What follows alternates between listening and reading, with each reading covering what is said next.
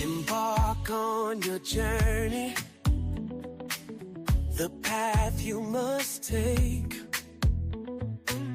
Though hate may surround you, it's not your fate to forsake. Co-creating your destiny in the dance of time. The guiding light within you ignites the sublime. It is the light, the guiding light from the heart and soul. Don't lose control. Let it be the light, shining bright, unlocking potential beyond belief, taking flight. In the depths of your being, the truth resides. Embrace your power, let your spirit rise. With every step forward, you transcend the expanded conscious community we commend. Through trials and triumphs, your soul evolves in the symphony of life, where every note resolves. Listen to the whispers of your inner voice. In unity and love, let your heart rejoice. It is the light, the guiding light from the heart and soul. Don't lose control. Let it be the light, shining bright, unlocking potential beyond belief, taking flight. It is the light, the guiding light from the heart and soul. Don't lose control. Let it be the light, shining bright, unlocking potential beyond belief, taking flight. As we gather together in this sacred space, embracing transformation with grace. Life coach Malachi leads the way in unlocking potential day by day.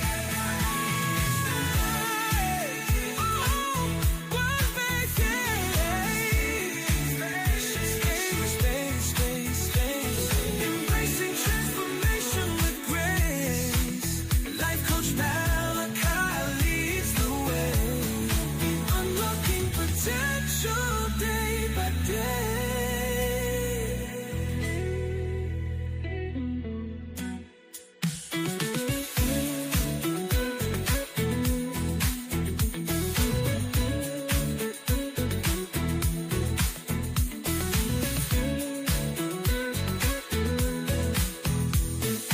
Hey, what's up, y'all? This microphone dropped in my face. I hope you guys are having a wonderful, beautiful evening. Yes, y'all, to the beat, y'all. Awesome. We're going to stop that music. We're going to get straight to it. I thought I stopped it. Sorry. We're going to get straight to it. I have something that is just really, it's really pressing in my life. It's pressing to the point where there's a lot that I know that I have to get out. And it's going to be life-changing if you are able to. Not everyone is able to. That's why deconstructing is important. But make sure you like and share this. And we're going to talk about shifting, getting off the pot. We got some videos to review to help bring this message to you and hopefully crack some things in the mind after this.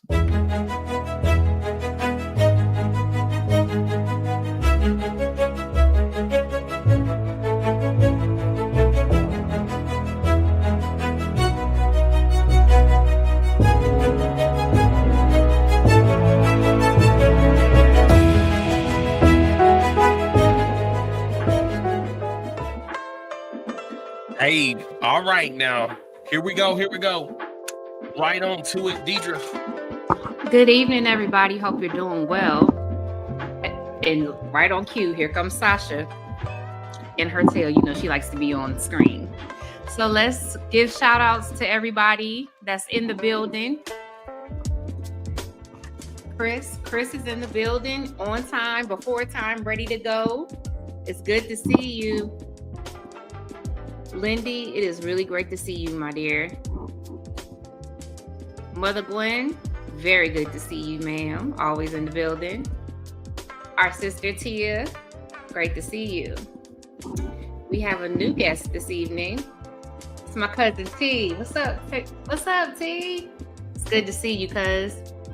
I owe you a phone call. That's totally off subject. Oshara, good evening. Good evening. Good to see you. And Phyllis, good to see you, dear. Hope you're doing well. Now, don't forget, like, share, and if you haven't subscribed to the YouTube channel, do that as well, okay? All right, I'm going to toss it back to Coach. Whoa! Yes, y'all. You remember that? Yes, y'all. Yes, y'all. All righty. Oh my goodness, Phyllis is not driving and listening. Well, I finally, I have this day come up, and it comes up, and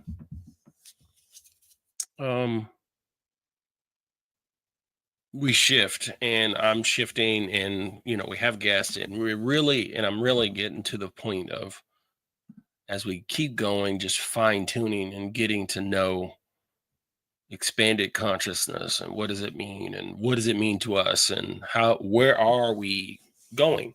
But ultimately, we began, and we've done a lot of deconstructing, and still I think we deconstruct, we'll do that forever. And last week was phenomenal. We had Jerome, and if you didn't watch last week, I would say go watch it.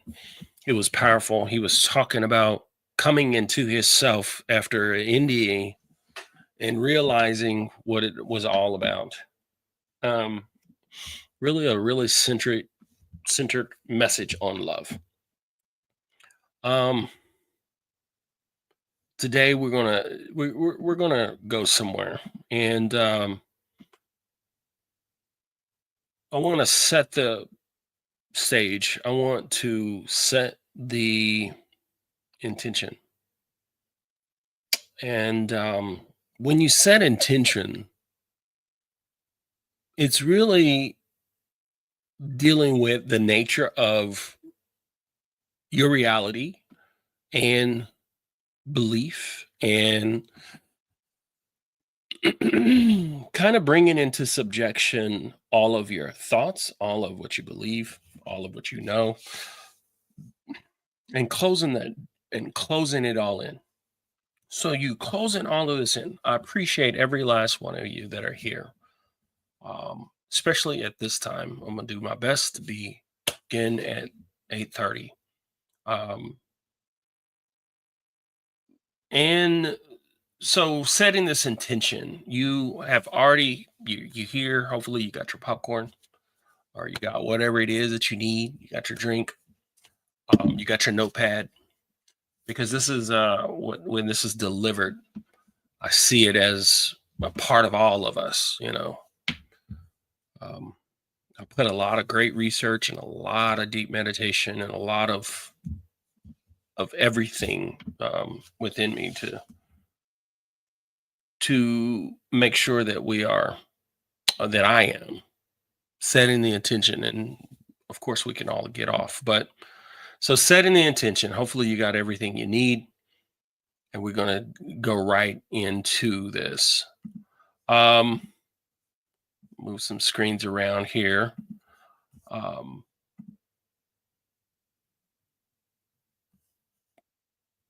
As you would see there, of course, this is titled beyond belief is, Bishop had expanded consciousness, and I don't know if you know it, but he started with stream of consciousness, streaming consciousness, right? We moved into expanded consciousness, and some people will say expanding consciousness because the consciousness is expanding in the quantum realm. When we speak of things that are, out of space and time, you just consider everything is no past, no present. No past, no future. Everything is now. But this topic tonight is belief, reality, and consciousness. Belief, reality, and consciousness. Belief. I want you to just think about that. Say that to yourself. And I want you to think belief. As we say, what do I believe? What do I believe? Why do I believe it? And how do those beliefs add to or subtract to my life? So belief, what is belief? We get into the nature of truth. We get into programming. We get into perception, right? We're getting into certainty. The reality in which we live is singular. It's all yours. So when you think of your reality versus someone else's reality, if you can think of a person that you may not know that possibly exist, and they are thousands and thousands, not just 1,000 in our country, on the other side of the globe, excuse me, if there's someone on the other side of the globe, you may never ever know that person.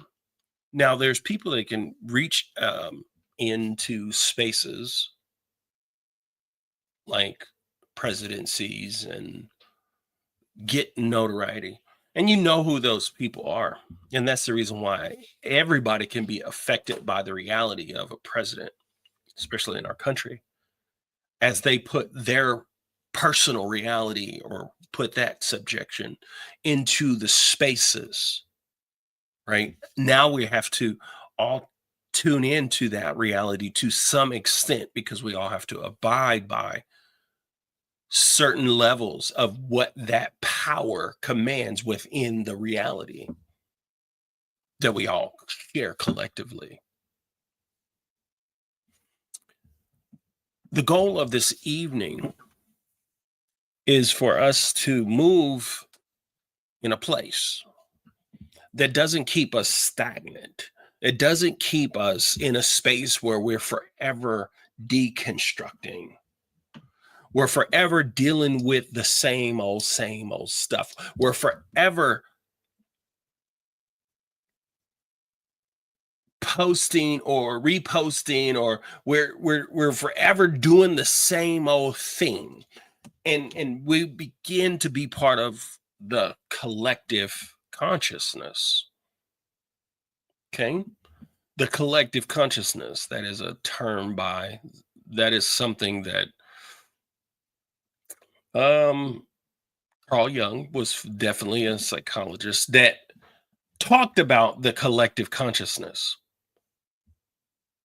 But I'm going to dance around a little bit, because when we begin to speak of reality and we begin to speak of what is it, everyone right now is shaken. And the reason why a lot of people is shaking from reality is plain and simple. It's now in our face, and a lot of people can't tell what it is. They don't know what it is. They can't tell what it is, and they're confused whenever they learn what it is. This is the first video. It's just going to take about 60 seconds to 2 minutes And it's just something that is just really interesting in the times in which we live. You can be scared, you could be not be scared, and we're going to bounce around a little bit. But this first piece is something that I come across, and I just want you to hear about what this young gentleman has done when it comes to being able to break yourself free from understanding what is reality and what I can do with this reality. And I have to adjust my beliefs, because once I begin to believe something is true in my life, I could begin to reprogram my life. I could begin to deconstruct things that are in my life in order for me to have a certain level of freedom as I recreate my own reality. It's time for you to shift, or get off the pot, or shift, don't shift, and stay in the pot. That's what it comes down to. You're not going to expect what you're about to see, but watch this. 1 week by turning myself into a 70-year-old grandma. And in this video, I'm literally going to show you exactly how I made her with AI and exactly how I used her to actually make money in such a short time. Let's get into it, shall we?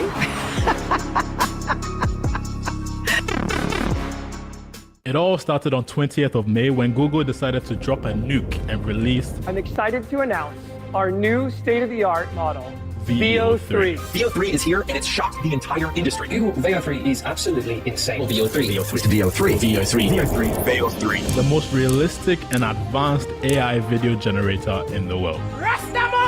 Boomba clot. Everybody was talking about it. Now, when all of this came out, I was literally just sitting in a random coffee shop with my mentor, Michael Bernstein. He basically guided me through my entire online money-making journey. So we immediately started brainstorming on how we can use this insane tool to make as much money as fast as possible. Because keep in mind, this blew up everywhere. There were 100% some serious killers already strategizing on how to take advantage of this. If we don't figure this out now, we are going to be left behind. We are not going to make money from this. So you can imagine the pressure that we felt. First idea, we could make videos for products and run Facebook and TikTok ads to them. 2, we could probably make AI videos and sell those to companies. 3, we could probably make an AI character and post them on TikTok and Reels and all of those things and make money from the views, basically making an AI personal brand. There were so many things we could do. There were so many possibilities. And at the time, I was trying out this new viral side hustle called TikTok Shop Affiliate, which I'll explain later. But to be honest, I didn't really figure out a way how I could actually properly use it for TikTok Shop Affiliate. So I just did nothing, to be honest.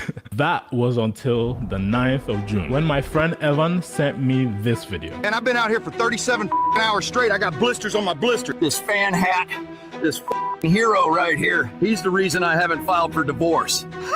I need you to understand how insane this is. Some random kid in his basement just made a random man advertise a product, got millions of views, and made thousands of dollars in profit. Now, I'm sure you might think, oh, this looks fake. Nobody's gonna believe it. Send this video to your mother. Tell me she's not gonna believe this is real. And also to answer the question of how do people even buy the product. So TikTok has this new feature called TikTok Shop, where anybody can literally buy products directly off of TikTok. And anybody can decide to make videos promoting those products and get a percentage of the sale. That is TikTok Shop Affiliates. But the problem with this side hustle is if you're filming yourself, you're kind of limited because it's a lot harder to sell to other demographics if you don't look like them. Now with Google VO3, you can be anyone. After I saw that video, bro, I got to work. The next day I hopped on a 2-hour-long grind session with my boy ChatGPT. This entire GPT chat right here is where all the genius sauce was born. Should I reveal the sauce?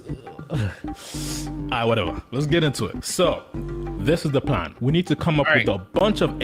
That gets deeper into what he did. But what I want you to know is like he said, he created a 75 or 70-year-old-ish looking woman to create and sell products, right? So he totally not in reality. You could get scared, you can get all that, but that's just letting you know what the power and what's going on in the capabilities, right? Now what we're going to do is I'm going to take you somewhere else. I'm going to take you somewhere else. And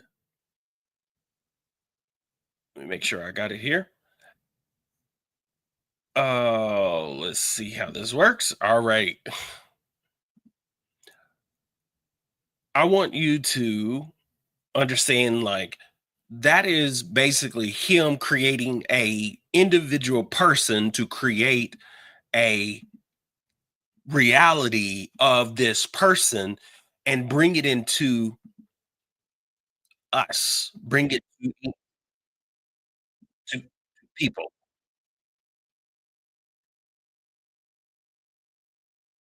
Sorry.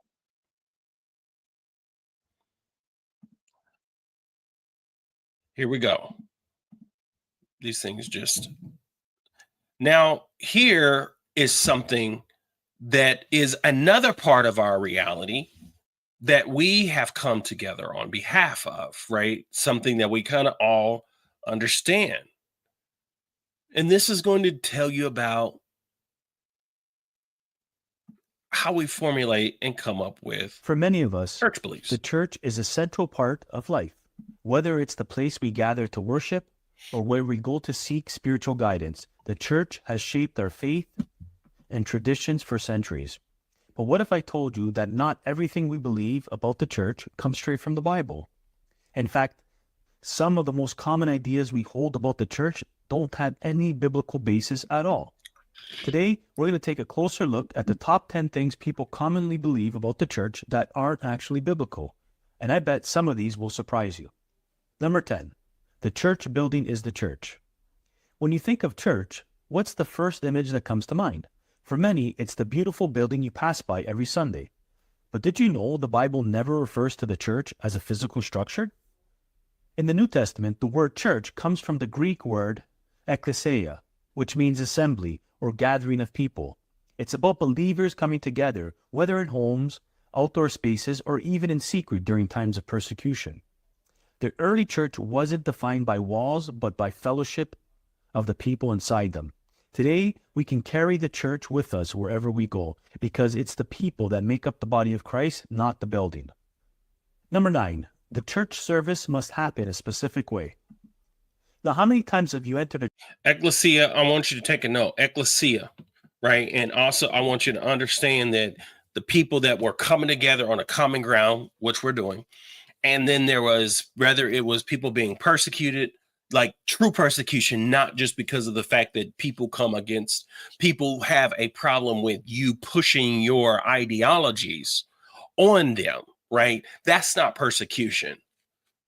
You're persecuting everybody else by pushing your ideas onto other people. I dance around in the occult. I dance around in the metaphysics. In the metaphysics, I dance around within the faiths, Buddhism and Christianity and all that. I dance around, but I want you to remember that one of the most important things of this, and the reason why it's still strong today, and what we really are striving for today, right now, is the fellowship, the common ground, what we can stand on, right? But here's where we get and start having problems. church service and thought, this is exactly how church is supposed to be. Worship first, followed by announcements, then a sermon, maybe communion, and we all file out quietly. Here's the thing.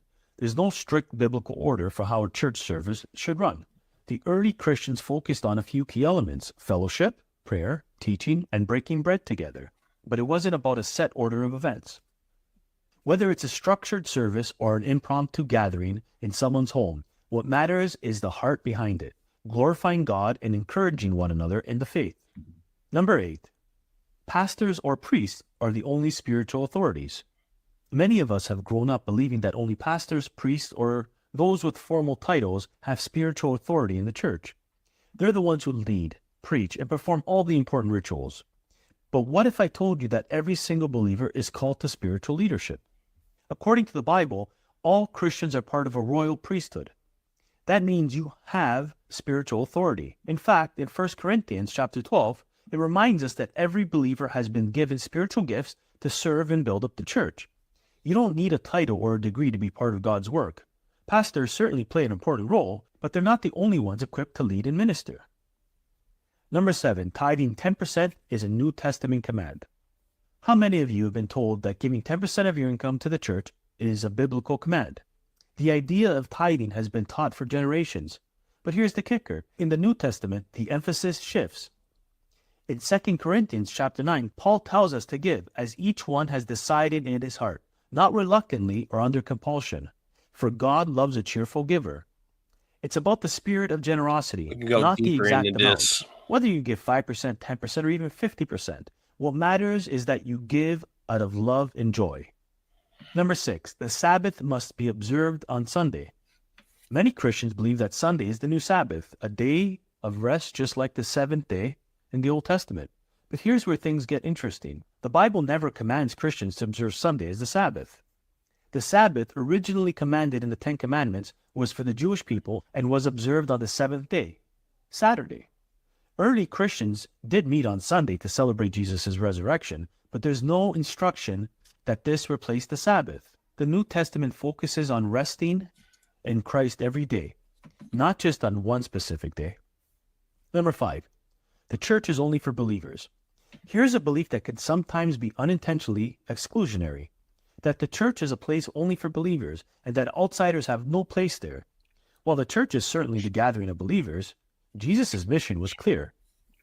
In Matthew chapter 28, Jesus tells his followers to go and make disciples of all nations. The early church was open to seekers. They were open to skeptics and the curious. It was a space where those far from God could come near. Today, our churches should be the same, a place where anyone, no matter their background, can encounter the love and truth of God. Number 4, the Pope or church leaders are infallible. In some traditions, there's a belief that certain leaders, like the Pope, are infallible in matters of faith and doctrine. But does the Bible support this? In Galatians chapter 2, Paul actually rebuked Peter for his behavior, showing us that even apostles can make mistakes. The Bible teaches that no human leader is perfect. All have sinned and fall short of the glory of God. While church leaders are important, they're not immune to error. That's why we're called to measure everything by God's word. Number 3, women should not lead in the church. Here's a belief that often causes debate, that women should have no leadership roles in the church. But when we take a closer look at Scripture, we see something different. In Romans chapter 16, Paul commends Phoebe, calling her a deacon of the church. And in Acts chapter 18, Priscilla, alongside her husband Aquila, teaches the great preacher Apollos, correcting his understanding. Women played vital roles in the early church, serving, teaching, and leading. So the idea that women can't lead is more a cultural norm than a biblical mandate. Number 2, clergy must always remain celibate. In some Christian traditions, it's taught that clergy must remain celibate, renouncing marriage and family life. But did you know that this isn't a biblical command? Many apostles, including Peter, were married. While Paul encouraged singleness for those able to handle it, he never mandated celibacy for church leaders. Both marriage and singleness are honored in Scripture, and each has its own unique opportunities for serving God. Number 1, the church is a place to judge others. Finally, one of the biggest misconceptions is that the church is a place to judge others. Too often, we see Christians acting as if it's their job to point fingers and condemn, but the Bible calls us to a different standard. In Matthew chapter 7, Jesus warns us not to judge lest we be judged ourselves. And yes, you continue reading and it says to judge a righteous judgment, but that is not a prescription for judging absolutely everything about everyone. The church should be a place of grace, love, and restoration. Instead of judging, we're called to support one another, bear each other's burdens, and extend the same grace we've received from Christ. That's why Jesus calls us to remove the log from our own eye before we see the speck in our brother's eyes. So there you have it. The top 10 things people commonly believe about the church that aren't actually biblical. So, with that, coming even from the perspective that he had, it's hard to even see, it's hard to even know when you believe something that you've been told for a lifetime, and now more and more it's breaking apart. The reason why most people come together, the reason why we came together all those years, a lot of it had to do with the nature of our reality and what we were told to believe. I kind of added that because of the fact that I wanted us something that takes us real far where we are today, starting with the end in mind, and bring us back now to understanding that what we believe, and when you hear the word belief, came out of mostly church. And it wasn't necessarily what belief really meant or what it really means. Because when we believe something, it doesn't have to necessarily be something so deep. It doesn't have to be something so spiritual, right? You know and believe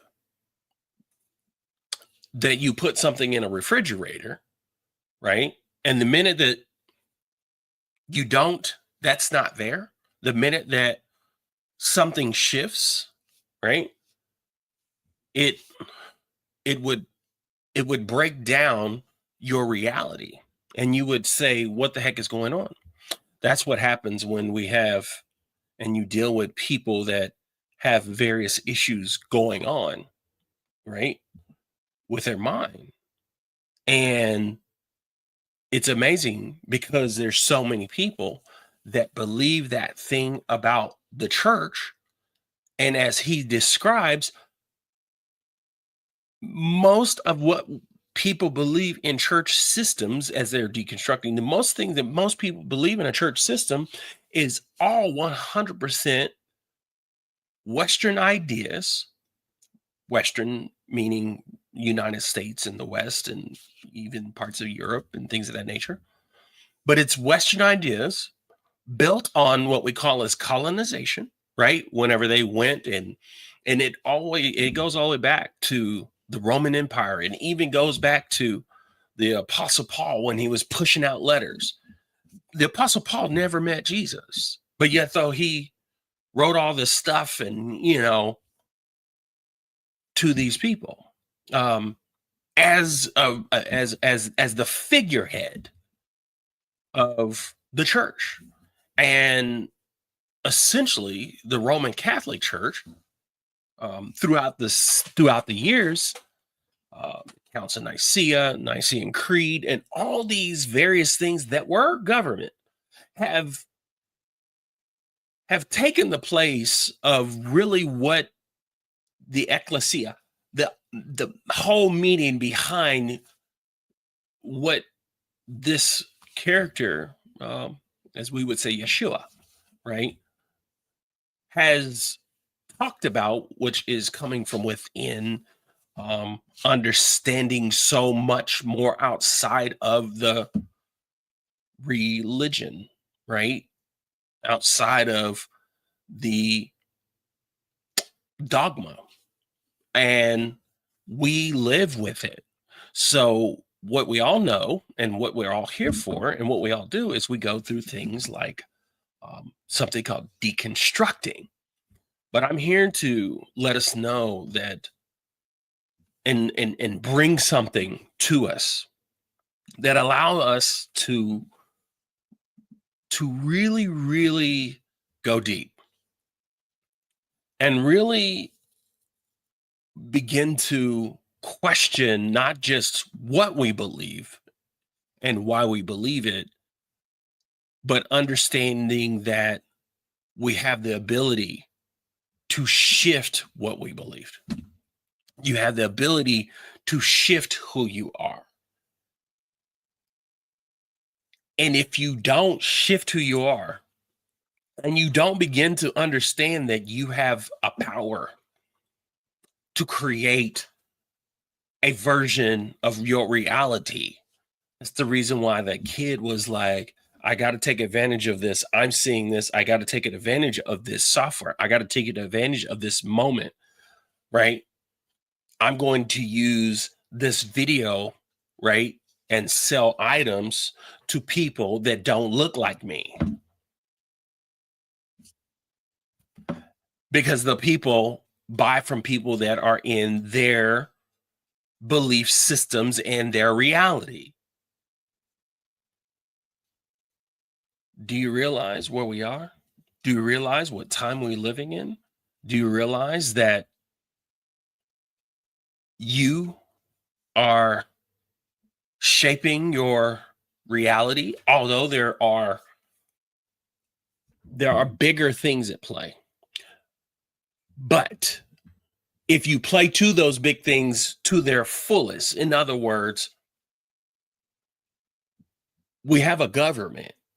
And when the government is being ran in a way that can harm people, harm you, or built in for a certain group of people, which we've always dealt with, no matter which party, then you would want to be aware of what's going on, although there's not much you can do, right, to play within that reality. You just deal with it. You go vote and you deal with it. But you come back home, and as you see what's going on and what's happening in the religious world, right, now people are going to have to wake up whenever they told you not to wake up, but you're going to have to wake up. You're going to have to, you have an opportunity to realize, awaken your mind and say, oh, wait a minute here. Something is off. Something is not right. And I think I have the ability to change who I am. The question that I have is, why is belief such a powerful thing? You ever wonder that? Why is belief such a powerful thing? You guys got any comments on that? You know, of course, 100%, you have to get people when they're young. The other thing is you are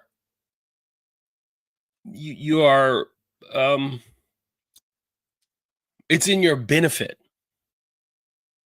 in this world.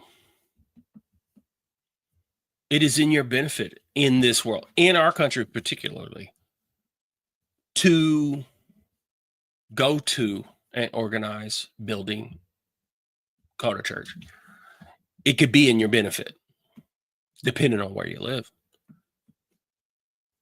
It could be in your benefit if you play to the game or play to the system, especially when I was younger. You know, when you start talking about the 90s, 80s and 90s, you know, it was a big benefit for you to actually belong, because you get to belong.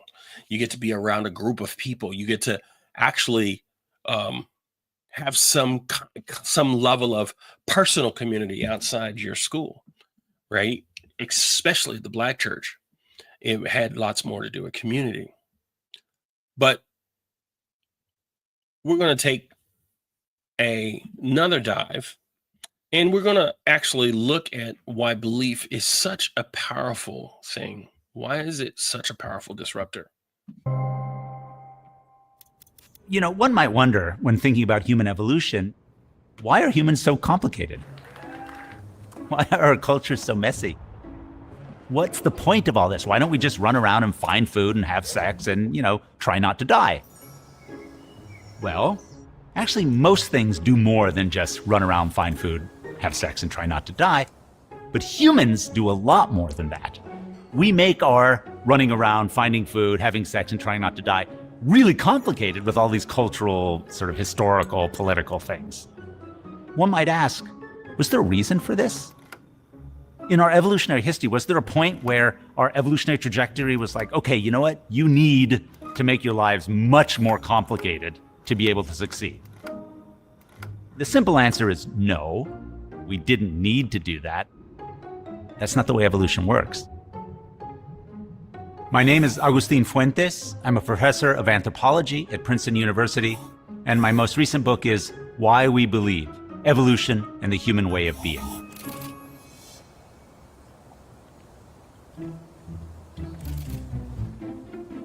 For anyone who's spent any time around a very young infant, something strikes you compared to the rest of the world. Human infants really can't do very much for themselves. A baby giraffe is born and, in a couple hours, it's off, it's running. Human infants, nothing. They're just laying there. Why are human infants like this? One of the critical reasons, evolutionarily speaking, is because it takes so long for the human brain to develop. So it turns out that unlike almost all other mammals, our brain, when we're born, it's only about 40% of its adult size. So the human brain develops in the world outside the womb. This really long childhood means that our brains are always social, always in this dynamic with other humans, with other animals, and the environment. And in fact, that environment becomes part of who we are. So humans are particularly distinctive, right? We have these giant brains that develop mostly after we're born, that allows us to do some stuff that I think is not seen in other animals. And one of those is this incredible human capacity for belief. That is, this ability for humans to take our experiences, our imaginations, and put them together into ideas or ideologies or perceptions and commit to them. Commit to a perception or idea or a person or a thing so fully that it becomes our reality. If I pulled out a $20 bill, most people in the world would be like, I know what that is. I know what that means. It means something because we all believe it means something. This is a piece of paper. And yet, all of us have this capacity to invest so fully to make it a fact, real in the world. And this thing, it doesn't have to be tangible. It doesn't have to be material. Humans can look at the world, imagine something wholly new, and try to make it a reality. For me, what's really amazing about belief is that biologically, what we believe about the world shapes the way our bodies respond to it. Our hormones, our neurons, our muscles, the enzymes in our microbiome in our guts actually respond to the way in which we believe the world is and how that affects us. So usually when I talk about belief, people immediately go to religion. Their first thought is, oh, belief, it's a faith tradition, a theology, it's a ritual. Like, yes, religion and religiousness obviously need belief. That's a central part of it. But what people don't understand or don't think about is that this capacity for belief, that's actually much older. We are so complex that things like culture and history and belief systems, they enable us to live day to day without just losing our minds. Imagine if every time you wake up, you had to be like, okay, who am I related to? Who do I like? Who do I not like? What should I clothe myself in? What should I eat? How should I walk? Where should I go? What's going on? We have beliefs, we have traditions, we have structures, just like all animals, but ours are extremely complicated. But what's really challenging then is, why do we believe what we believe? Why do we believe what we believe is not a straightforward answer, because it has to do with who do we grow up with? Most people say you are what you eat, but in reality, you are who you meet. We are shaped as our brains grow, as we interact. Our worlds are structured by our social realities and our ecological landscapes. Those inputs shape who we are and how we see the world. So the most amazing thing about belief is that it enables us to create cultural complexity, ideologies, traditions, and rituals, and make them real for us. The problem with that is some of these rituals, traditions, beliefs are in conflict with other people's rituals, traditions, and beliefs. And these different beliefs, because they're real for the people who hold them, can lead to incredible conflict sometimes. And when we think about contemporary political issues, economic issues, when we think about race and racism, sex and gender, people's beliefs are real for them. They're frequently structured by their culture, their history, but they're real. If you think about the world right now, there are many wars, incredible suffering, unbelievable inequity. A lot of that has to do with history, with politics, and with economic structures, but it is also equally due to the beliefs, the perceptions of different groups of people about how the world is and how they want it to be. And that's the challenge for the future. Can we bring together science, belief, tradition, imagination, and creativity in such a way that we can ensure at least a little bit more harmony?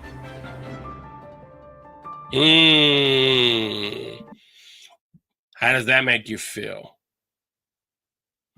What came up when you felt some of those words? It's okay to be in contemplation. It's okay to not have an answer. I think it's better when the questions bring better questions.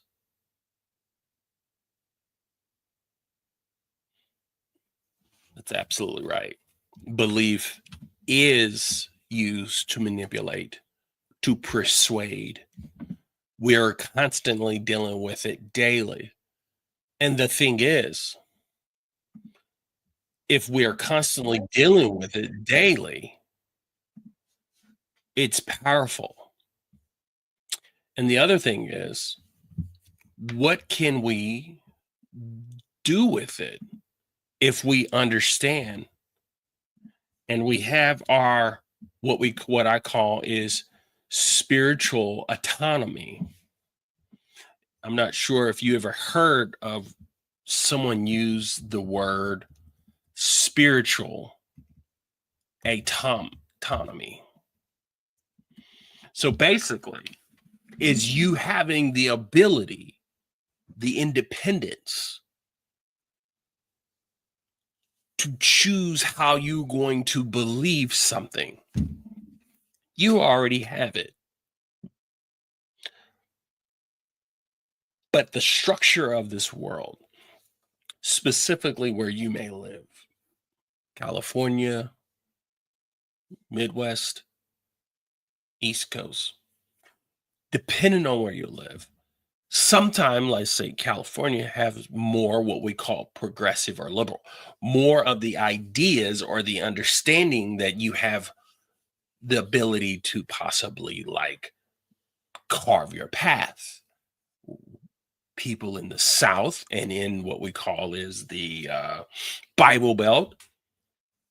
The Bible Belt was formed because the South was farms and the North was very productive. It's the home of Wall Street. Wall Street is basically the home of business enterprise headquarters. So their focus is efficiency. Efficiency. Make better, make more money, right? Make more products or production to be better. And a lot of universities and schools, all your Ivy Leagues, major Ivy Leagues are on the North. You don't have any major Ivy Leagues in the South. You have schools, you may have some that you could pinpoint and be like, oh, what about this one? But I mean, when you start talking about Princeton and Harvard, Yale, and you go out to California and you got Stanford, like all of these schools that are kind of the creme de la creme, the places where research and science is performed, right? And so you have the ability, as you deconstruct, a lot of people in this space won't be as interested in this message or this word because that spiritual autonomy, giving them the ability to say and responsibility to say, you believe this, I believe this, and why, and with me believing it, knowing that I can actually have power. You'll get words of new age, you'll get words of cult, not necessarily segmented the occult, New Age and New Thought and all these things. When did those things come about?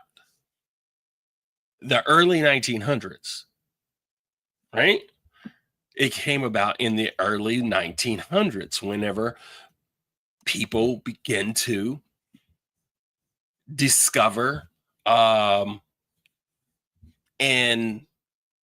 use the mind, and churches begin to shift.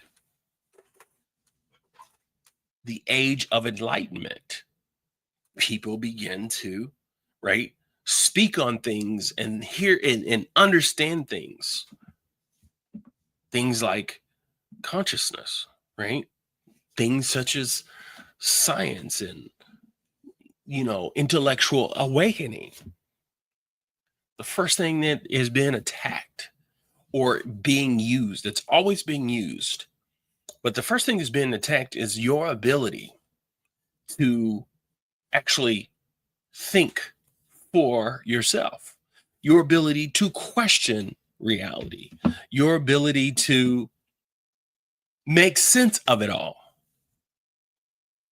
We no longer, and haven't for a long time, have had money in banks. AI has been around for a long time. It just wasn't in the same form, and it wasn't to the general public.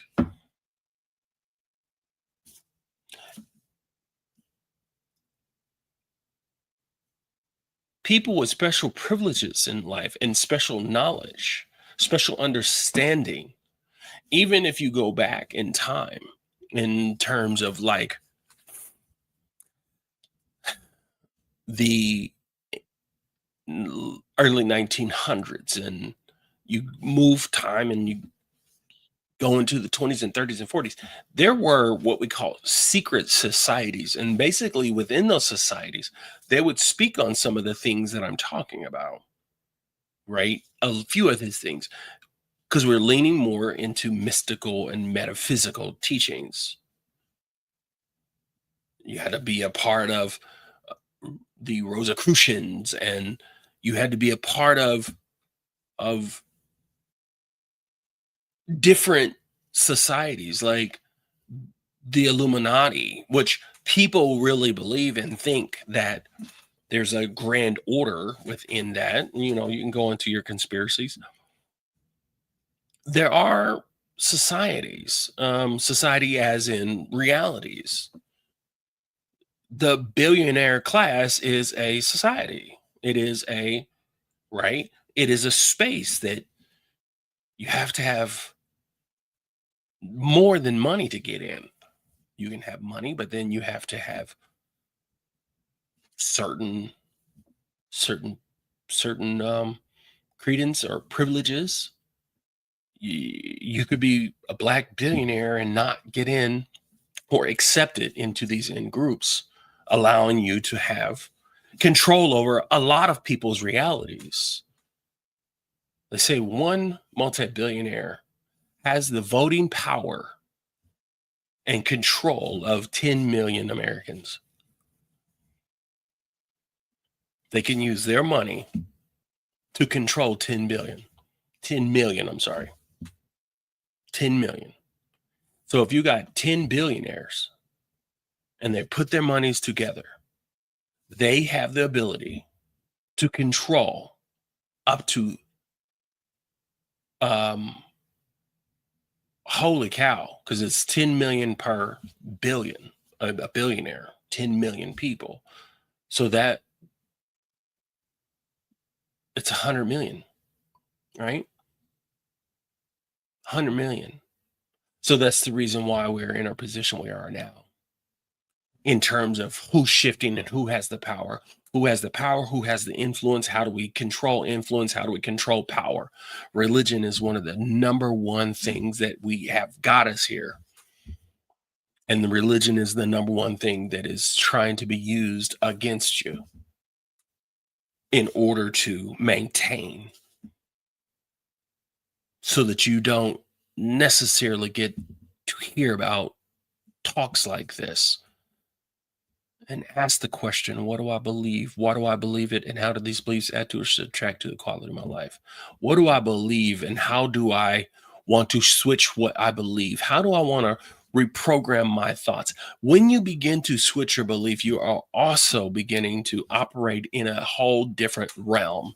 And we begin to operate in what now has become the topic of quantum realm, quantum mechanics, quantum physics, the quantum realm, things that even the scientists struggle with. But we do understand and do know that if you visualize, if you begin to shift who or you are, or a part of who you are, if you begin to believe a whole different way compared to the masses, it's kind of like the 4-minute mile, which opens up.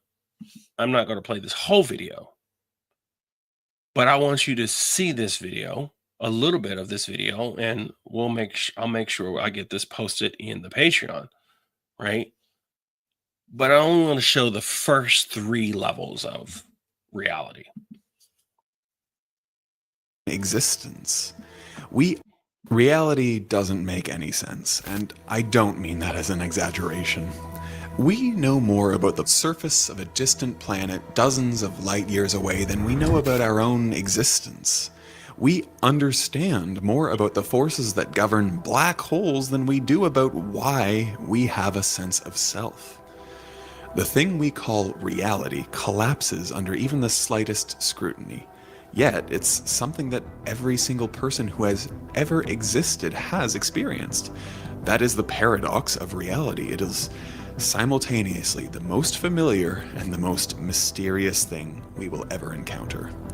So mysterious, in fact, that for most of our history, reality was taken at face value. The world is here because it is. Rocks are hard because they are. The sun rises because it does. Asking why was considered a bit of a fool's errand, like asking why water's wet. But eventually, those cracks started to appear. Philosophers, mystics, scientists, and ordinary people in strange states of consciousness all came to the same uncomfortable conclusion. Reality isn't as straightforward as it looks. If reality is so obvious, why do your senses contradict themselves? Why do entire traditions describe the world as an illusion? And why do physicists, the very people who claim to be the keepers of certainty, tell us that matter is mostly empty space, time isn't absolute, and nothing is as stable as it seems?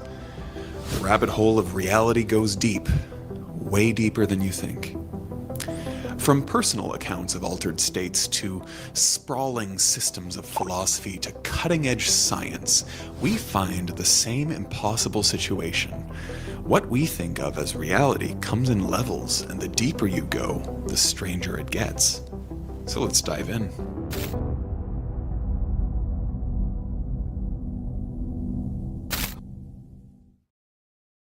Level 1, the consensus reality. Level 1 is the surface, the one we all start on, the one we all more or less can agree on. Call it consensus reality. This is the world that you wake up in every morning. You brush your teeth, grab your keys, head out the door, and everything seems straightforward. Tables are solid, water's wet, and if you stub your toe on the way out, it's going to hurt. Things remain where you left them. Objects have boundaries. Everything else seems to be navigating the world the exact same way that you are. Consensus reality feels self-evident. The ground feels like ground. The air feels like air. But if you push just a little harder on these everyday assumptions, everything starts to wobble. Take your senses, for example. They're the only reason you believe that the world is out there. And yet, your senses are notoriously untrustworthy. Optical illusions trick your eyes. Mirages bend light into landscapes that don't exist. Phantom limb syndrome convinces amputees that a leg that has been cut off is still there. And this mirror trick literally convinces your brain that a fake arm that you put there by yourself is yours. Hallucinations create voices and visions out of nothing. Even something as simple as color blindness shows that two people standing side by side can be experiencing the world in completely different ways. Consensus reality is far less solid than it seems. Rather than objective truth, it's a stitched together agreement, a kind of unspoken contract between nervous systems that says, yes, this is the world, let's all pretend we're seeing the same thing. But at this stage, reality is just the stage set, the furniture of existence. And yet, as with any stage set, you can't help but wonder what's behind it.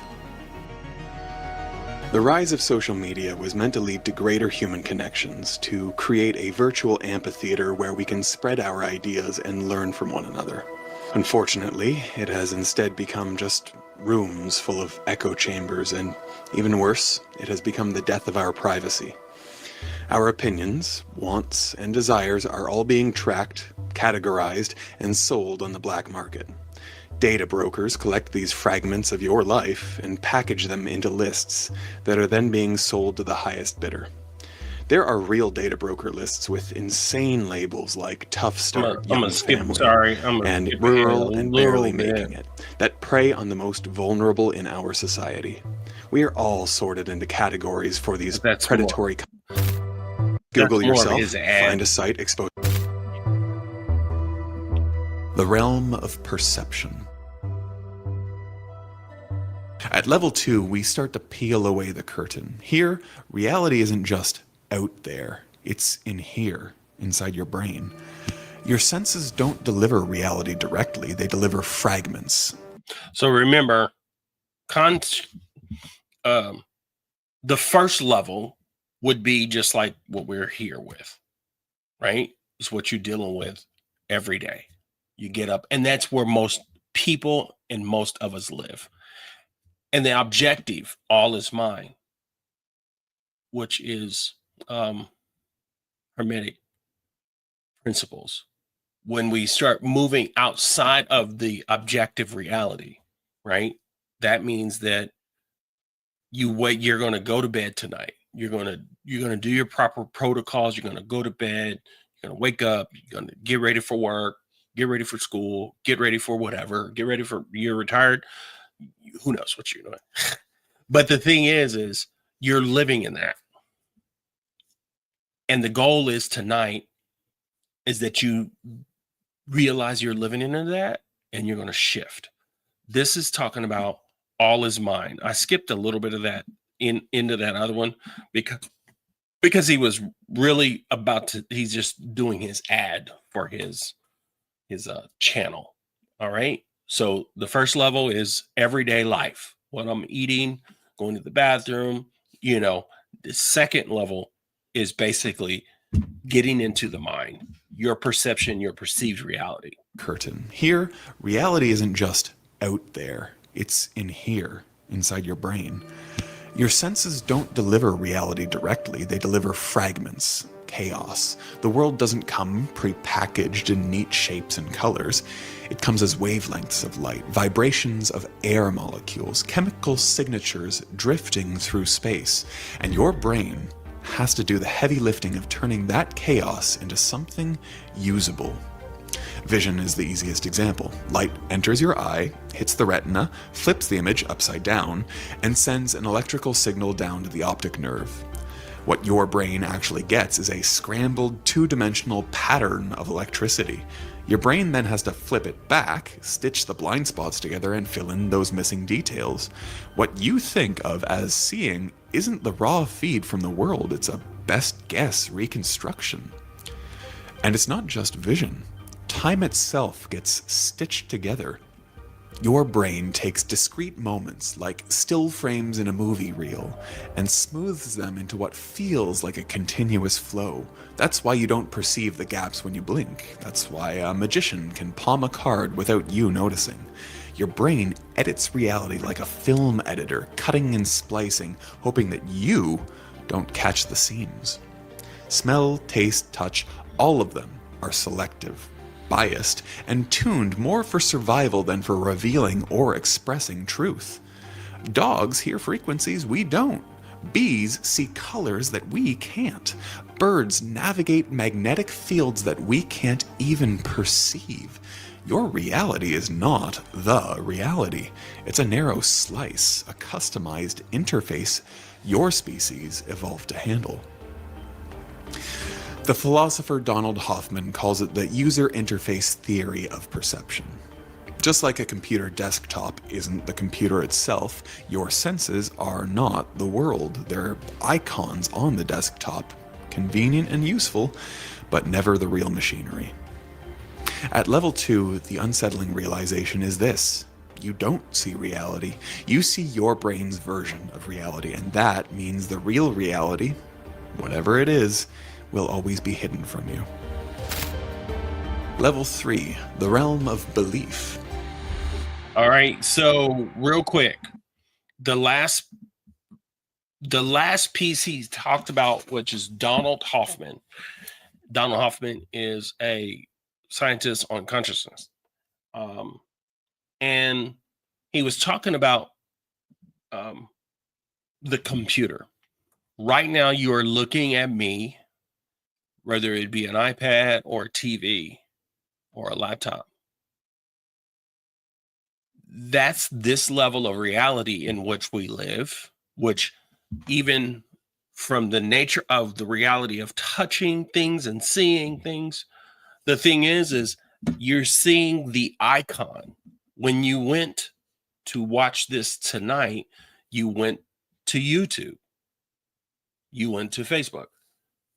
You didn't think about it. You just went to your browser or you went on YouTube on your TV. Doop, doop, doop, doop, and went there.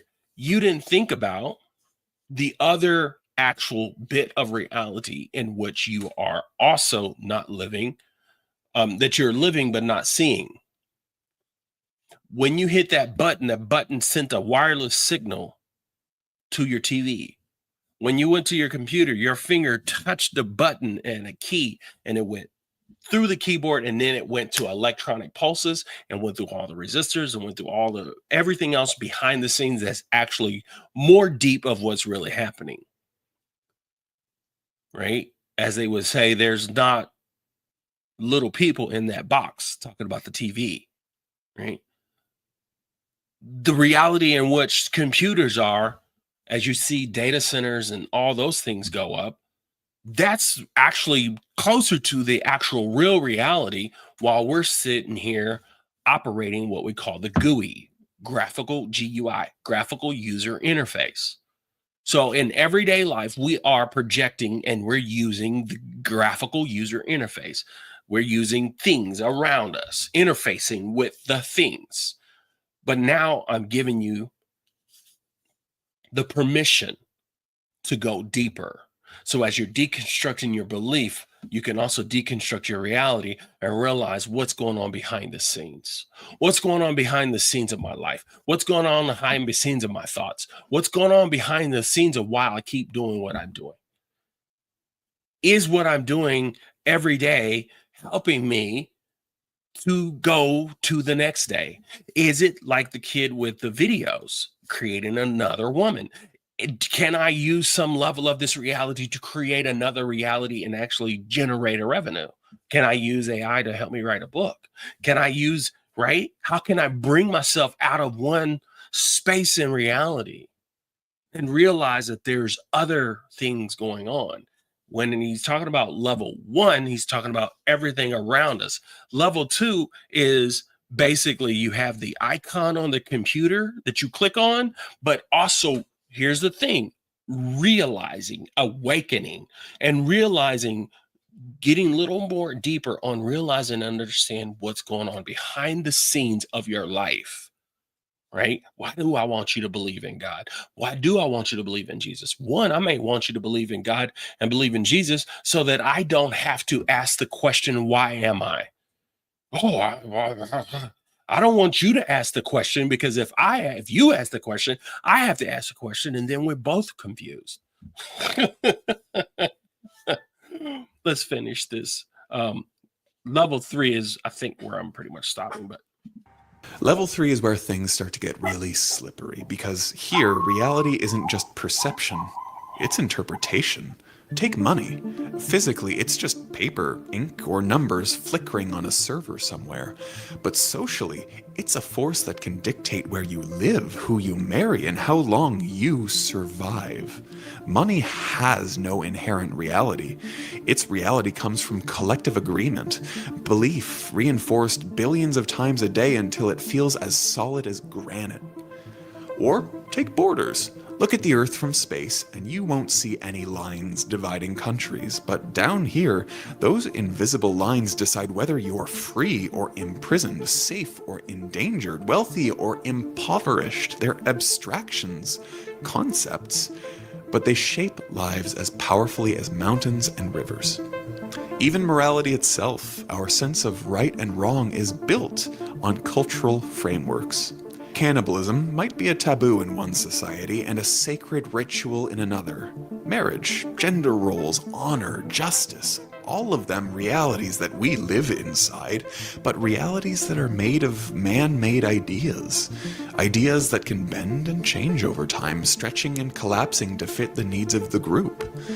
This is what the anthropologist Clifford Geertz called webs of significance. We are suspended in them, we spin them, we get tangled in them, we pass them down from generation to generation. Level 3 reality is not physical at all, but it is no less real for it. Ideas, beliefs, and shared symbols create worlds we inhabit as fully as any physical landscape.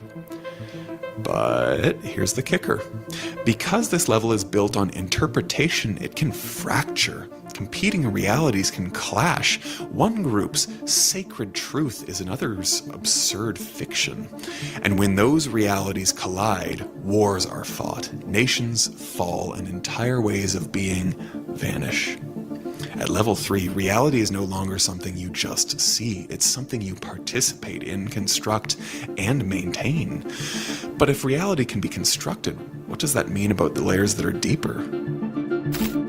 Level 4, the realm of science. At this level, reality really stops playing nice.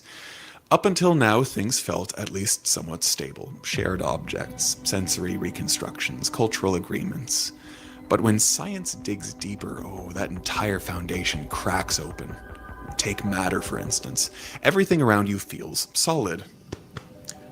The table beneath your hands, the floor underneath your feet. But zoom in far enough and you'll find that what you're touching is mostly empty space. Atoms aren't little billiard balls all clumped together. They're ghostly probability clouds surrounding a nucleus that is itself almost entirely nothing. If you scaled an atom up to the size of a football stadium, the nucleus would be a grain of rice on the 50-yard line, and the electrons would be like gnats buzzing somewhere in the nosebleed seats. Everything else is just empty, and yet you feel solidity because of the electromagnetic forces between the atoms that are resisting each other. You never actually touch that table. Your atoms are simply repelling its atoms. Or consider time. To your everyday mind, time flows smoothly forward, a river carrying you from past to future.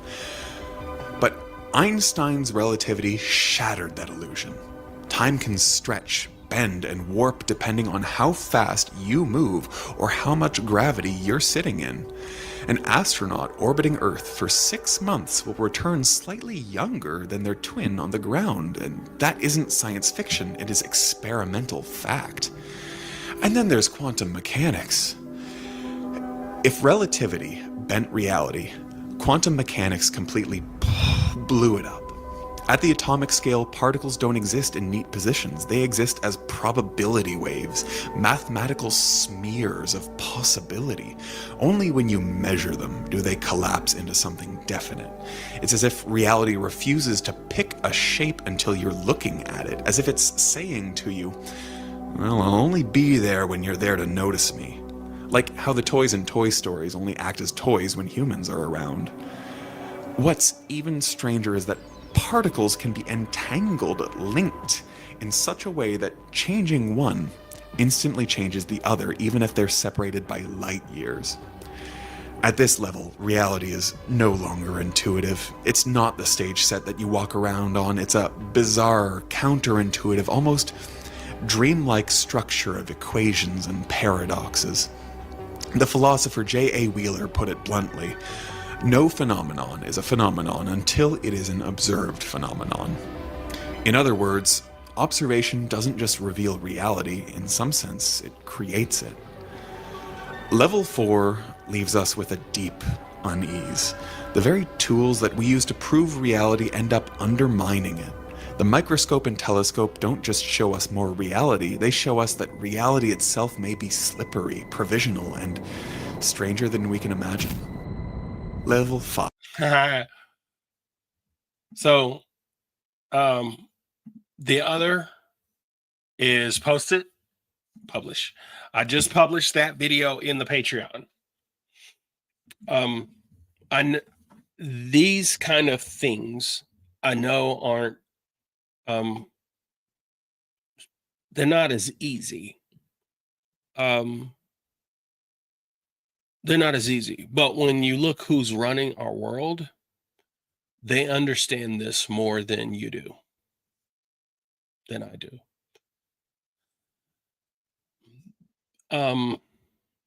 You do know what the goal is and what the most powerful people on the planet right now are doing? They're doing everything possible to paint your reality, paint the picture of our reality, everything possible. The tools that they are making accessible to all of us are tools that you can use in your favor. But the point is to realize and understand that most of them are looking at longevity. They're looking at ways not to die.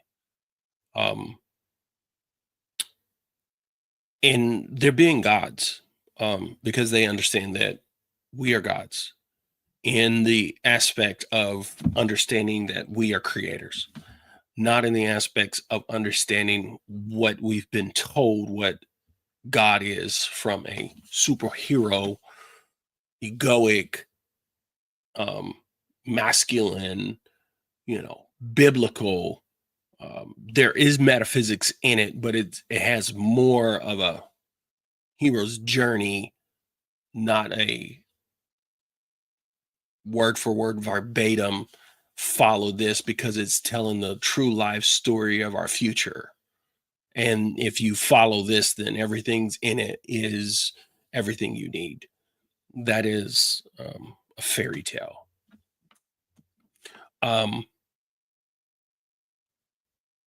When we get to level 4, now you're getting into more of the mystical. Level 5, definitely level 6 and 7. It's very mystical. It's very question oriented. It's very much going within the self. And some things are not made to be, or at this time made to be understood. We're living in a world that is an imaginary space. People could only dream, or maybe even dream, or maybe not dream of how we're living just a mere 100 years ago.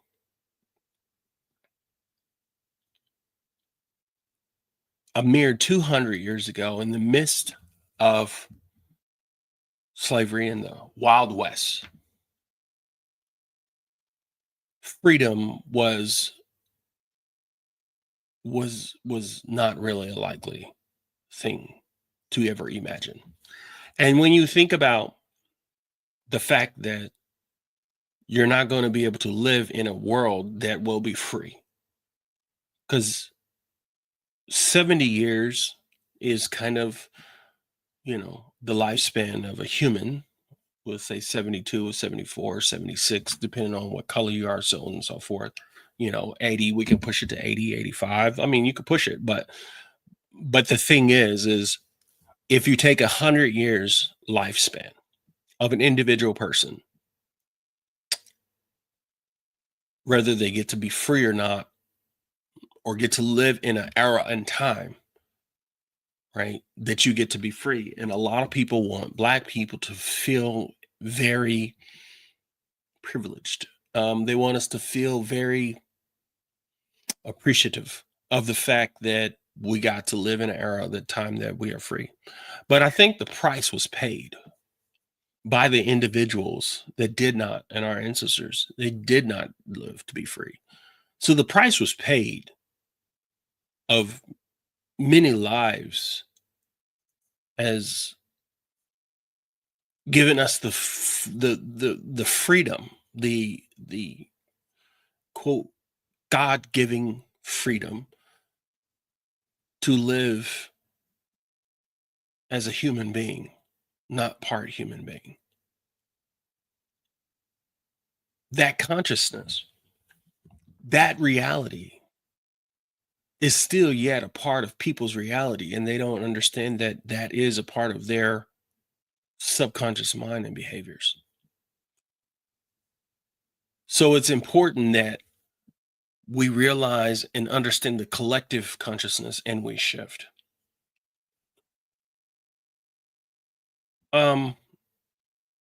Manifestation.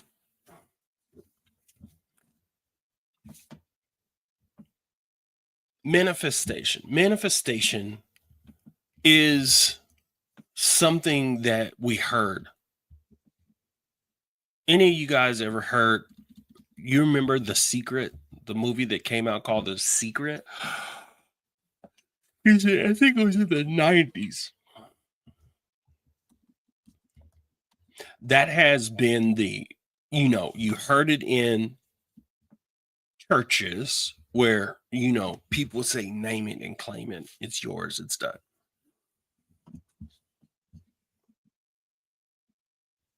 Jerome Braggs last week talked about healing himself of AIDS, or healing, AIDS, but really healing himself of a lot of various illnesses, that he was facing death. He had literally terminal illnesses, and they said he had only so long to live, and he had near-death experience, but he had used a lot of his understanding and work prior to call forth in being of what he desired. You hear about this, but basically manifestation is basically taking your ideas of your desires and bringing these ideas from the mind of the desire into a focus, right? Through focused thought, through emotions, and raising your vibration and frequency, that you can begin to bring certain elements of what you desire into a reality, right? I want some water, right? It's more of, can I get this into this reality, right? From positive thoughts to vision boards.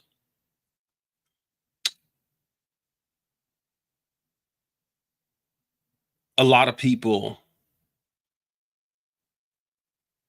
have manifested their desires. I'm a living witness that it's possible. I've done it numerous times. A lot of times it just would come whenever I wasn't thinking about it, or at times when you get good, it comes when you are sold on it. And each time that I have committed this and done this, it gets more difficult, or it gets not more difficult. It's just a new layer. It's a new layer. It's my subconscious mind. And, they talk about faith without works is dead. And it's still different than that. It's different than just it's different than just saying, I have a little faith. No, this is a different vibration. This is moving in a different, you can use the term faith whenever it comes to religious terms, but to me, it's a different fabric of reality, right? It just is. It just is. you may not necessarily work for that particular thing, but you will shift who you are. And you want to shift who you are. You should shift who you are when it comes to this.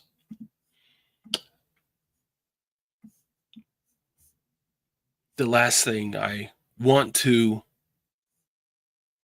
say is that what you call reality is not a single word. It's not a single place. It's not a single thing. It's not even it's hold up. What you call, or what we called reality, it's kind of a fixed world. It's a field of, it's a perception. It's alive, responsive. It's personal in our world. You and I, we stand in a room, but we may not see the same thing. Each person filters through life through the lens of what they believe. Their memory, their emotions, and a lot of times your expectations. It's our beliefs in this reality don't just, it's not just the lens in how we see, but it becomes our world. And for generations and generations, we've been taught to look outside ourselves and to depend on something outside of us for authority or for truth. Religions, news, even the algorithms on your social media feed. And that's how we have shaped and learned to shape the world in this collective dream. You've been waking up to discover who you really are. And the world will tell you, it will gladly tell you, and it will profit from giving you what it wants you to believe. Just keep living. And take everything that I said tonight and don't put any of it into practice and don't ask any questions. Or awaken. To awaken means remembering that the universe, the same elements in a star, is in you.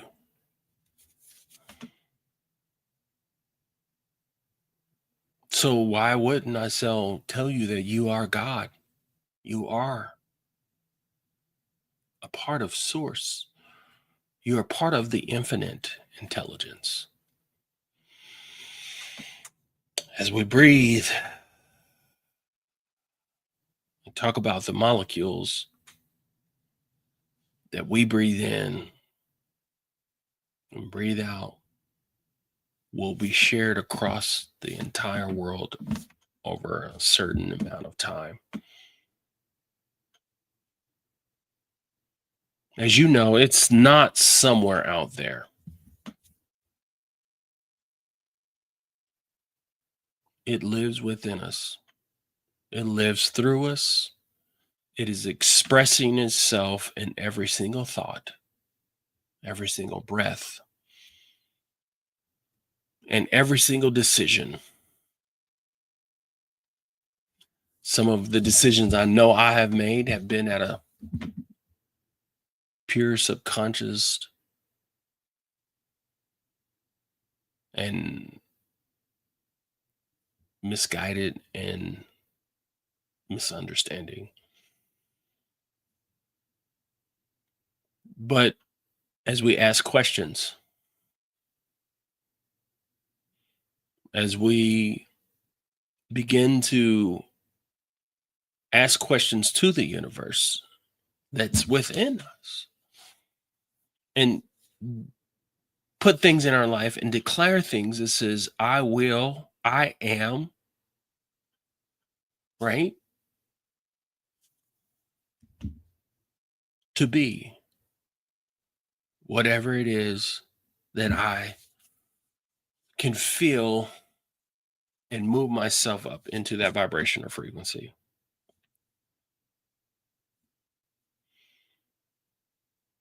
We are at the meeting point where spirit is shaped out to become the form in which it is manifested through us. When you learn to shift within, the mirror of your reality, who you are, can begin to shift with you. The question I know a lot of people have is how. I know that there are forces and there are things that can be beyond our control. But there is nothing more powerful than the energy and what's in us, and that commands our attention, that commands your attention, that commands your imagination and commands your beliefs.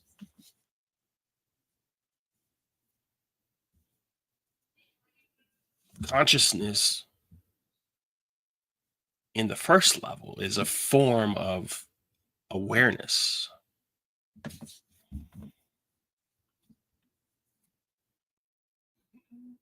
You are writing the code to your existence.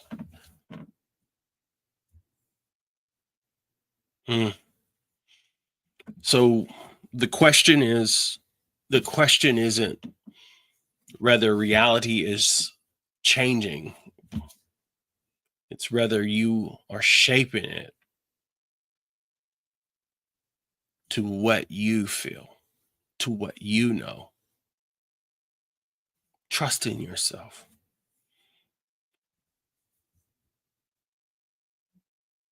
Keep doing what you're doing. Do things like this. Spend time in spaces like this. The shift starts within us. The shift is us. There's one more last thing I would like to share. I think this one's pretty cool.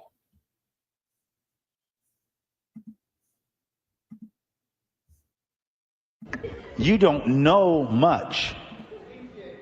And when shift happens, look at them and say, you don't know shift.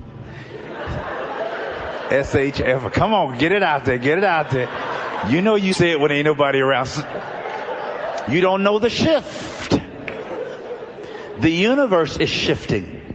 All of creation is groaning, waiting for the manifestation of the children of God. That's why the increase in earthquake vibrations. The tension is built up. We have sent such negative energy into the atmosphere with hatred and judgment and pain. The universe is reacting. And as we move on to the age of Pisces and the age of Aquarius, the water bearer, you notice how the water is increasing. I'm not upset about global warming because it's really the universe correcting itself. Because when we done messed it up, it knows how to correct itself. And the whole universe is, so you have earthquakes and cyclones and tornadic activity, more tornadoes this year. Wind and spirit, they all represent forms of God. Blowing. And the water increasing. Water is a metaphor for spirit. Spirit's a metaphor for water. The waters are rising. The wind is blowing. The spirit is moving. Things are shifting. You look at yourself, you look at your home, you look at what you do. You say, why am I squirming? Why am I uncomfortable? Why am I unhappy? I've been doing this all these years. I don't even believe some of that stuff. And then you start asking questions. And questions are answers in seed form. It takes talent to answer them, but it takes genius to ask them.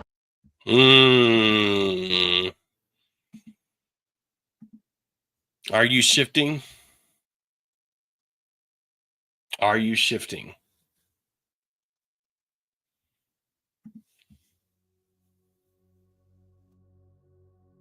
Thank you for those who can tolerate, listen.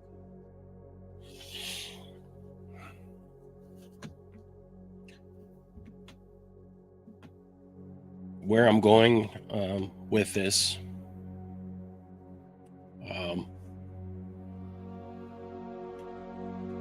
I don't know everything, but I do know that there's always shift happenings. Everything will change, but I do know that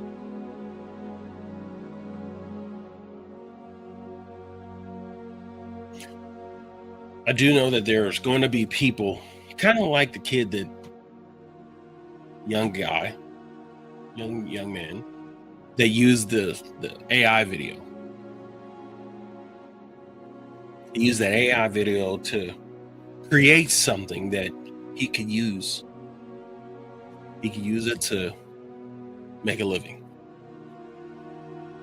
It's good. But a lot of people are going to be using those things to work against you, to work against us.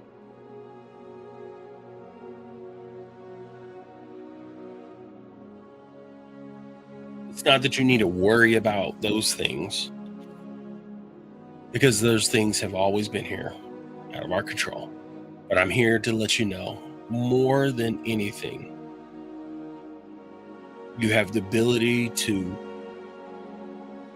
know that you own the pot and you can shift, versus just keep sitting still. Dream bigger.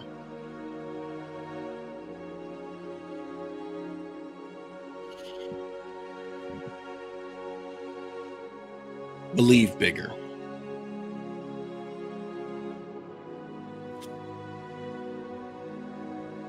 I know it could be hard sometimes. So used to our constructs.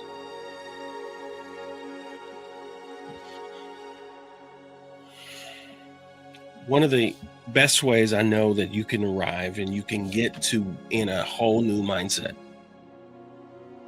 is through meditation.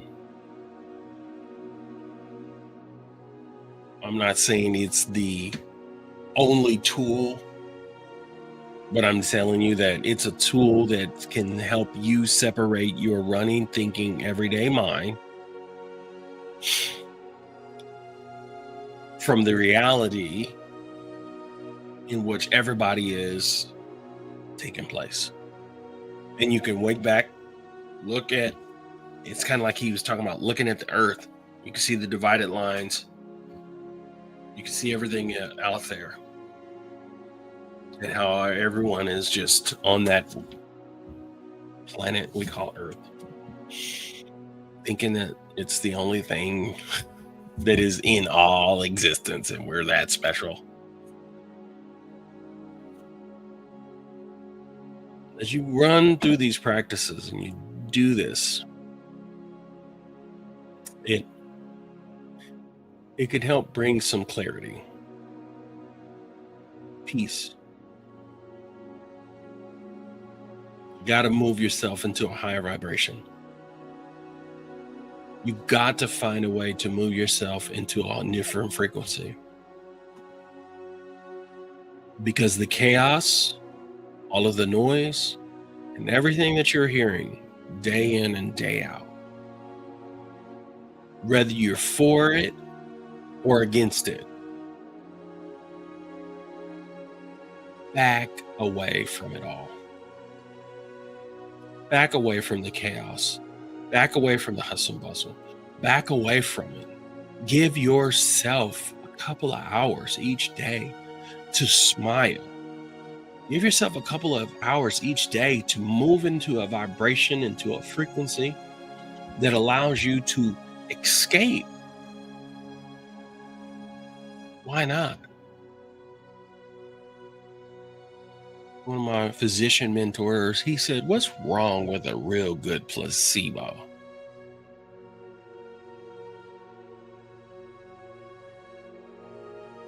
Your body is capable of healing itself. Your body is capable of doing so much.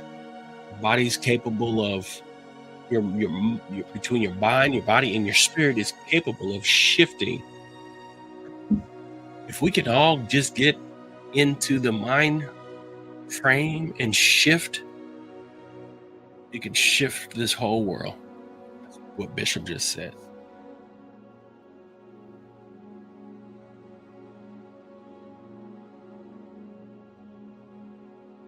I will upload a meditation into, and I'll make sure it gets into Patreon, but I'll put it on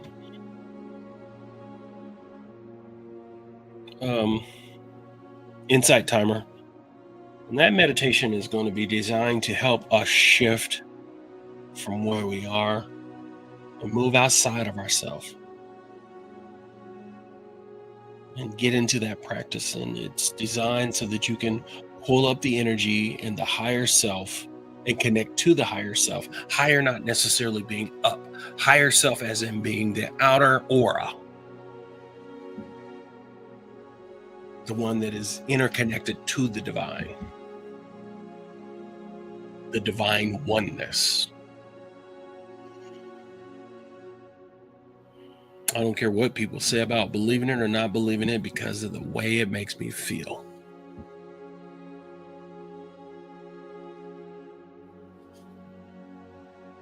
Breath. Breathe. Take deep breaths every day. And while we're having good weather, if you have good weather, make sure you spend 10, 20, 30 minutes, an hour outside. Enjoy the weather. Enjoy it. Connect to it. Use it. We're a part of it. It's a part of us. There is some meditations on Insight Timer, but I'm gonna do something that is going to be hopefully connect you, right? Get you into the right frame of mind. So I love y'all. You guys are special. Patreon. Oh, D, if there's anything you have, any comments, anything people have to say. I think everybody was really processing a lot. Yeah. Chris asked the question earlier, why does the church use scriptures to hold us hostage? I think it's all about fear and control. Otherwise, without the scriptures, who would join the church? Yeah, well, and here's one thing is it's kind of like this might not be the best example, but Charlie Kirk is not racist to the people that did not hear him personally. Maybe he could be, but he's dead. So therefore, it's like you can make those words out to be his words out to be whatever you want them to be. Yep, exactly. So the Bible was created after by the council. You know, it was organized and put together by basically a very powerful man. Mm-hmm. wasn't even a religious per se. Constantine, right? And so it's something that has been used for so long, the scriptures. It's been used for so long that now it's real easy to, and the other thing is the scriptures are not scientific. So, and it's hard to pull any science. It's very metaphysical. It's very, if you're reading it and how it's even shaped, it's not necessarily empirical, is what we would say. And it has been used, and it's really, like Dee said, it's a lot of fear. It's a form of philosophy, theology.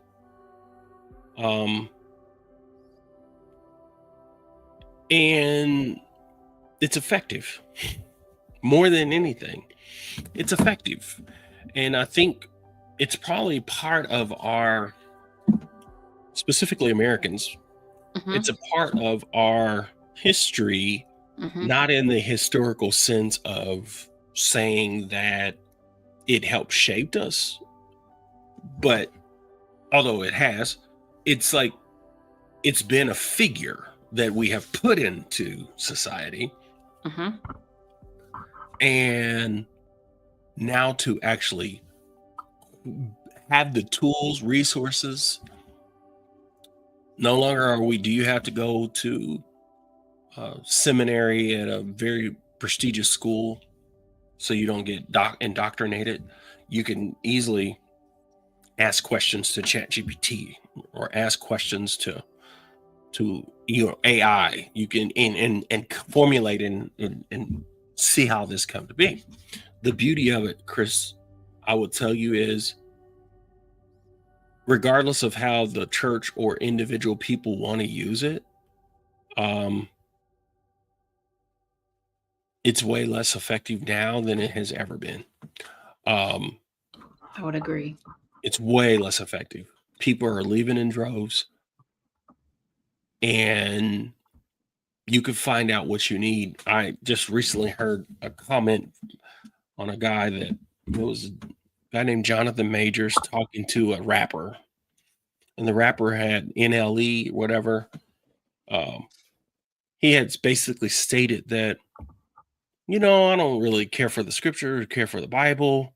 They constantly want us to worship the sun whenever everything had to do with the Father, right? He had a kind of interesting point.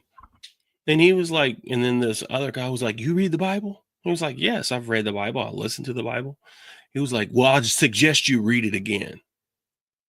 And it was kind of like he held zero authority on the Bible. He wasn't a scholar. But the thing is like that you think that somebody's going to read a Bible until they arrive to truth. I mean, there's 45,000 denominations. I was about to say, and how many translations of the Bible? You don't even have the original translation, right? Alone so, right, books that are taken away from it, like that they're guaranteeing you up and down. Like, well, this is it. This is it. No, well, of course you want me to believe that this is it. Of course you want me to believe that. Right. Like, who's running our world right now in America specifically? Who's running it? Right. Who's running it? Right. I could say it, but we don't have no sponsor. I ain't trying to get us canceled just yet. Miss me with the fact that y'all that literally this has been used to control the masses and not give me the autonomy. And then you want to say religious freedom, but then you don't want to give me the time or day or the space to actually question what I believe. But historically, I think the church have had a lot of power based on history and government and everything else, right? And the church has a lot of money. The Catholic Church has a lot of money. The Mormon Church has a lot of money. The Vatican definitely has a lot of money. They have a lot of money, and they have a lot of people's attention. But I'm here to tell you, your freedom's here. Thank you for that, Christopher. I appreciate you so much. You mean a lot to me in that there's a few men that show up to this, which I don't calculate as much, but for those who do, and for the men that show up, I appreciate it. And you are amazing. Stana just popped in. It's good to see you, Stana. Scripture in and of itself isn't fear control. Its interpretation and usage over thousands of years has led to it being used at the purpose of what could be. Yes, agreed. Absolutely. Just like the discussion about how people can utilize AI. It can be utilized for good. It can be utilized to manipulate. It's all about people's intentions and what their end game is. Well, and to me, overall, it still comes back to human human beings have not been doing this for as long as we think. Human beings have been on the planet, let's say actively on the planet for some time. But when you really think about 1,000 years, we don't even know what has happened in the last 100 years. Like we just fresh out of civil rights in America. When you compare like religious texts from just the morbidness of civil rights in America, Jim Crow laws, the morbidness of slavery in America, the morbidness of the Native American culture and what has happened. Like, if we really want to compare biblical text to anything, like we're closer to coming out of slavery than we are the writing or the selection of the Bible. That's accurate. That's accurate. So I think most of it is more ignorance and there's some stupidity, but because if you see what Donald Trump is doing, it's more ignorance than it is anything. We're just completely, as I say, woefully ignorant. Like, and now over the last 20 years, specifically over the last 5 years, when COVID hit our generation, let us know that, oh my God, what's going on? That was like one of our generation's big awakenings. Civil rights was probably, people that are in their 70s today. That was one of their awakening. 70s and 80s. They're like, oh my God, the world has shifted. But now COVID and now technology and what it's done, I will tell you this, it's more over than they want to admit. They're doing everything possible. They, as in the people that are really behind churches, this specifically in belief, they're doing everything possible to get people to, they're trying to make the music better. When I think about non-denominational big mega churches that I'm around, like we got clothing stores and we try to make it to be more rebranded, a new rebrand of what God is, but yet though God is still in the building, essentially God is still needs all the infrastructure and all the stuff, right? Because it keeps money coming. You get rid of that, you're in trouble. Thank you, Stana. That is, scripture is just, to me, scripture is just sacred as in like, it's like art, right? It's text that has been translated, retranslated over and over again. But the thing is I don't find the Bible to be any more powerful than a lot of other ancient texts that I could read from the early 1900s. Honestly, I think some of the stuff from the early 1900s can be, late 1800s, early 1900s, and some of it can be just as powerful. And other texts outside of the Bible, the Bible is just the big marketing machine of the West, and it's capitalism. Like it's the marketing machine. So it's only big because of the fact that capitalism's big and America's big, and we push whatever we create, right? Whatever we possess. I mean, we're the home of the megachurch, my dude. You know what I mean? Like megachurch, churches where you have to camp out at night and everybody wants to come and everybody wants to wear the gear and, come on. Like Charlie Kirk's former megachurch elder here. Right. You talk about powerful. It's like they're using the Charlie Kirk's turning point. It's big to do their own alternative church service per se, right? Or like an alternative halftime show, just because like it's Just for their own thing. But that lets you know that's not about the message and the word. That's your power. That's your power. You have that much power. You have that much financial backing. You have that much money to make sure you keep feeding that same capitalistic system, right? The capitalistic system of the church. And because really, when I wouldn't say it's all bad, but I mean, really, like the average return on investment. What's the average return of investment? What's the average ROI on going to church every Sunday for your whole life?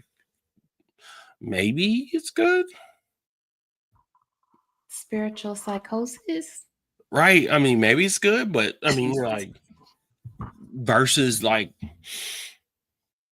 having the ability and the freedom to still make mistakes and still not live a perfect life, if you will, but yet though not be forced to do whatever somebody tells you to do based on their ability to communicate or connect to a deity that you don't have as much power or much control or much anything. I'm good. We've spent long enough doing it. We're not going to do that same thing for the next 100 years. Promise you. Not at all. I keep feeling like Sasha had something to say the way she keeps jumping up here. I think she just wanted to be nosy. Anything else? No, just sending love to Mother White. I know she popped in a little bit. She said she wasn't feeling well. And I wanted to give shout outs to some newer faces that I haven't seen before. Tanja, I hope I said that right. Denise, I haven't seen you in a minute. It's good to see you. Yeah. Gab, good to see you. And always, I just love shouting out Velma. She's so consistent. So we love you too, Velma. Awesome. Well, I guess we'll be done. 10:30. Ha! And just remember this Saturday for our Expanded Consciousness community. This Saturday, it's our community gathering. 9:30 Central, 10:30 Eastern. And just think, just in case. Oh yeah. We appreciate it 100%. Oh my God. Absolutely. Thank you for everyone who supports in any way, shape, or form. Absolutely. We thank you. We're grateful for the Patreon subscribers, those that send Malachi love through Cash App, those who comment, those who share, those who subscribe. We appreciate all of you in every way possible. Thank you. Awesome. All right, guys. We love you. Appreciate you. And we'll see you next week.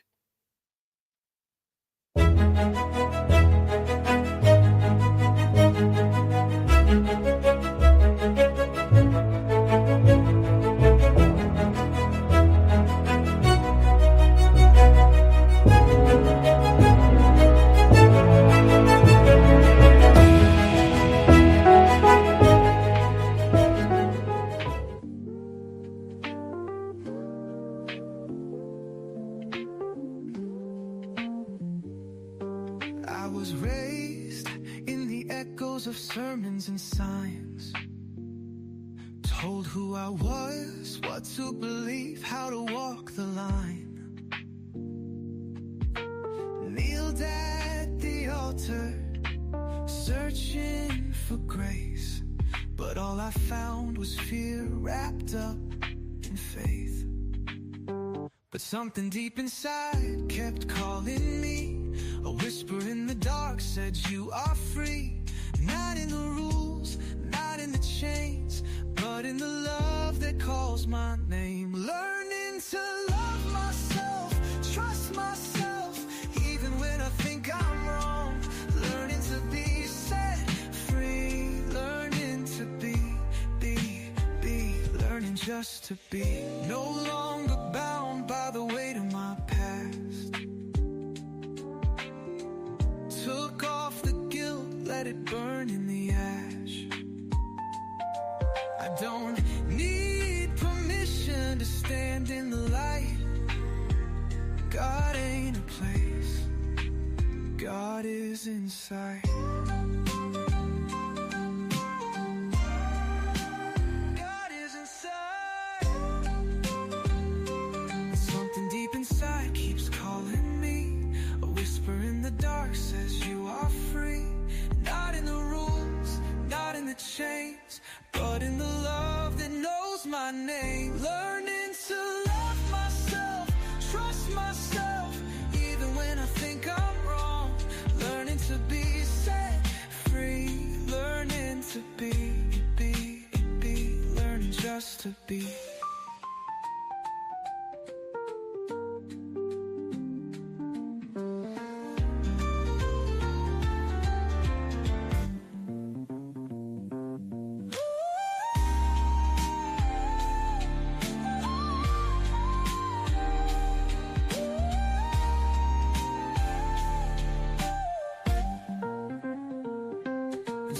Deep inside keeps calling me. A whisper in the dark says you are free. Not in the rules, not in the chains, but in the love that knows my name. Learning to love myself, trust myself, even when I think I'm wrong. Learning to be set free, learning to be